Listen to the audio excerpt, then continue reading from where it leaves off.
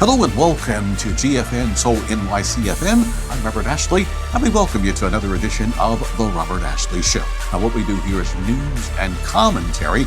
We're certainly honored to have you with us. Now, be sure to subscribe to the channel, hit that like bell, and also you can share our content. Now, also, each and every night we've got the best in throwback music. It's called The Quiet Storm, and it's hosted by our colleague Wayne G.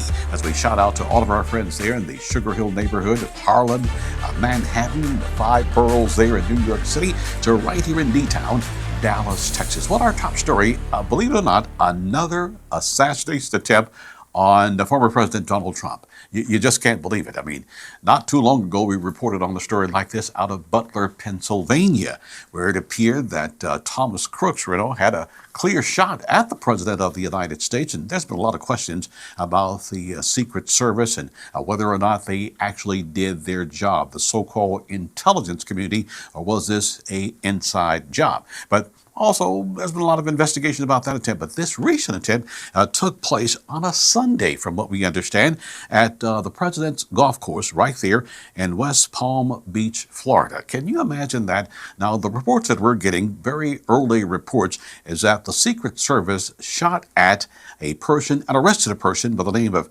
Ryan Wesley Roof. Now, the reports are indicating that Ryan Wesley Roof either had a single rifle or an AR-15 and reportedly took a shot at the President of the United States. It's conflicting reports. Some reports are saying that shots rang out. Other reports are suggesting that the person just aimed a scope into the golf course area of former President Donald Trump. So once again, the President is safe. He is alive. He is well. The Secret Service, reportedly, from what we understand, fired back at Ryan Wesley Roof, and Ryan Wesley Roof was indeed arrested. Now, from what we understand, according to the Associated Press, they're still trying to determine a motive for this single gunman, so to speak, a lone shot gunman, if you will. We've seen these lone wolf theories many, many times. Lee Harvey Oswald. When you look at the shooting death of Martin Luther King, you have, of course, James Earl Ray. They call that the lone nut assassin type profile, if you will. But in light of the shooting attempt of President Trump there in Butler, Pennsylvania, and as we look at this attempt here in West Palm Beach, Florida, right there at the golf course, we continue to ask ourselves, who stands to gain from the assassination of President Trump? Who had the power to do this? And what indeed would be a motive? Now, as a journalist who have covered assassinations, being right here in Dallas, Texas, the assassination of former President Donald Trump, former President John Fitzgerald Kennedy, I should say, it is obvious that there's a lot that's going on that is being suppressed. Former President Donald Trump promised Bobby Kennedy, Robert Kennedy, the son of a former Attorney General Robert Kennedy and the nephew of the former President John Fitzgerald Kennedy, who was shot and killed right here in Dallas. President Trump promised him, as he endorsed his campaign, that he would release more and more information about the assassination of John Fitzgerald Kennedy. But if President Trump is killed, if he doesn't make it through the election process, even if the assassinations attempt continue here on out, this former president is very, very defiant. President Trump did issue a statement saying that nothing will slow him down and he will never surrender. So once again, another assassination attempt with regards to former President Donald John Trump. And we begin with that breaking news. Former President Donald Trump is safe after Secret Service opened fire on a gunman at Trump's West Palm Beach, Florida golf course, and what the FBI is calling another assassination attempt. Good evening and thanks for joining us. I'm Blake Hansen. The U.S. Secret Service says that the shooting incident happened shortly before 1 p.m. our time at his golf club in West Palm Beach. Officials say the gunman was targeting the former president while he was golfing. He was a few hundreds yards away, a hole or two back at the time that this all unfolded. Secret Service says that agents scouting ahead saw a rifle pointing out of a bush and they opened fire.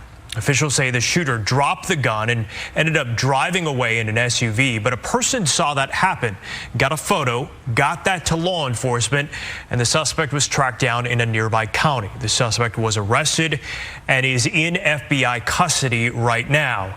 Now, an AK-style rifle with a scope was recovered at the scene, along with a GoPro camera and backpacks. It is still unclear if the suspect fired any shots or was hit by the gunfire from Secret Service agents. The Martin County Sheriff, whose agency arrested the suspect, says the gunman did not cause a scene while being arrested. The suspect's demeanor I would describe as having a relatively calm, flat affect. He was not displaying a lot of emotions, never asked what is this about. Obviously, law enforcement with long rifles, blue lights, a lot going on, never questioned. Officials say Secret Service agents that were stationed a few holes ahead of the former president were the ones to notice the suspect first. Agents normally secure several holes before and after the former president as he plays. Now, shortly after the incident, Trump posted on his social media platform Truth Social, "There were gunshots in my vicinity, but before rumors start spiraling out of control, I wanted you to hear this first. I am safe and well. Nothing will slow me down. I will never surrender." Trump's motorcade left the golf course late this afternoon and returned to his nearby estate at Mar-a-Lago. Vice President Kamala Harris reacted to the news of the shooting as well. In a statement on X, Harris said, "I have been briefed on reports of gunshots fired near former President Trump and his property in Florida, and I'm glad he is safe. Violence has no place in America."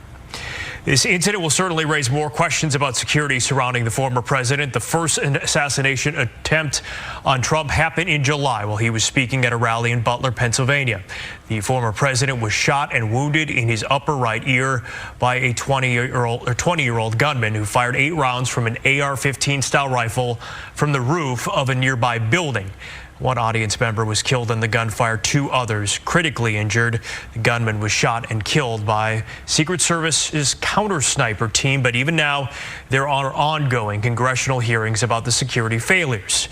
Now, as far as today's incident goes, there was a media briefing about an hour ago. Here's what law enforcement told us. All right, 1:30 this afternoon. Call came out, shots fired. That was called in by the Secret Service.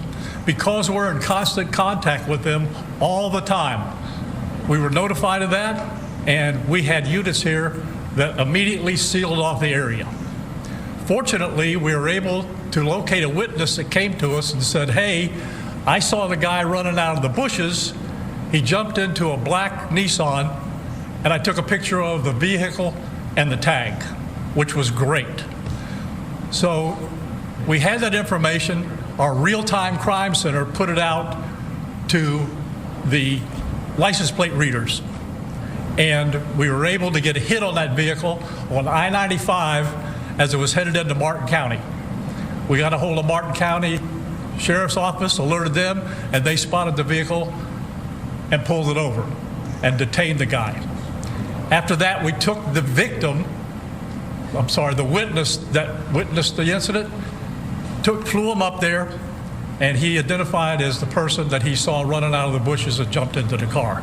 My goodness, another assassination attempt on the former president of the United States. Now, we're just maybe weeks, months away from electing a new president, and we have seen the controversy, we've seen the debates involving the Democratic nominee, Kamala Harris, who is indeed our vice president.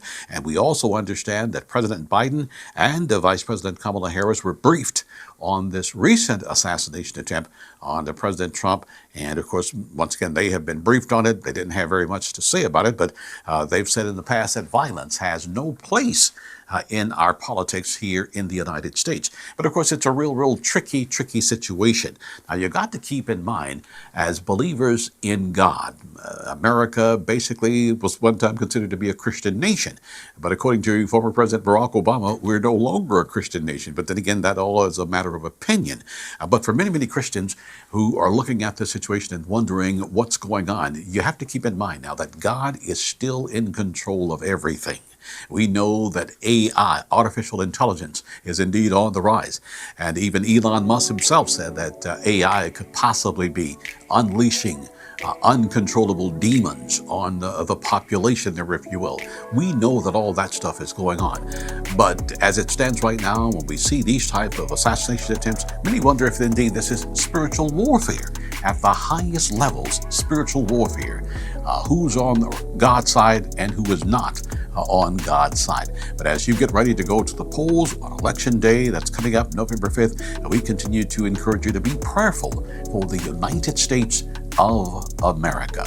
Well, once again, you've been watching the Robert Ashley Report right here on GFN Soul FM NYC. And once again, each and every night at 10 o'clock, chill out with a quiet storm because we're living in some very, very stressful times. Our colleague Wayne G., Monday through Friday, Central Standard Time, 10 o'clock, you'll be able to listen to the quiet storm and maybe chill out. And for the others out there, continue to pray. Read your Bible. If you're a Muslim, read your Quran. If you're Jewish, read whatever book you have there.